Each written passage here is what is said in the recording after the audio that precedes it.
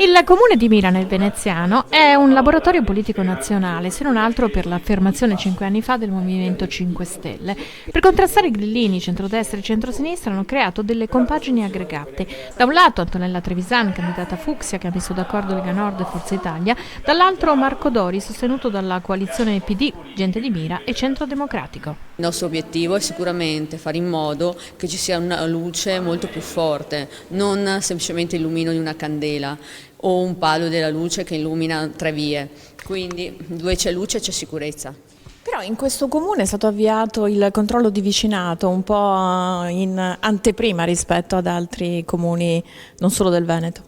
Allora, il controllo di vicinato è presente soltanto in alcune zone, per noi è fondamentale invece che venga esteso a più zone perché il controllo di vicinato fa comunità, fa in modo che le persone si aiutino tra vicini e quindi ci sia un senso di aggregazione del comune, questo per noi è fondamentale. Poi un'altra cosa, noi in questo momento siamo un comune molto isolato, siamo isolati dagli altri comuni, siamo isolati dalla città metropolitana, il nostro obiettivo invece è quello di entrare in rete con gli altri comuni, essere in rete con la città metropolitana in modo tale che a livello di sicurezza dare alle forze dell'ordine la possibilità di avere le telecamere, di avere una videosorveglianza monitorata e unificata con il centro unico che è presente a Venezia, come hanno già fatto altri comuni. Inoltre è fondamentale con la videosorveglianza, non voglio far pensare alla gente che siamo lì a controllarli per dar multe, no, è una questione semplicemente di sicurezza e che se una persona che viene da un altro comune ed è malintenzionata nei confronti dei cittadini di Mira, i cittadini di Mira si devono sentire protetti. E il rapporto con la città metropolitana?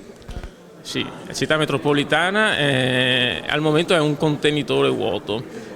dovrebbe essere un moltiplicatore di opportunità, ma al momento noi non abbiamo visto queste nuove opportunità. C'è anche da dire che Mira purtroppo non ha all'interno del Consiglio metropolitano un proprio consigliere,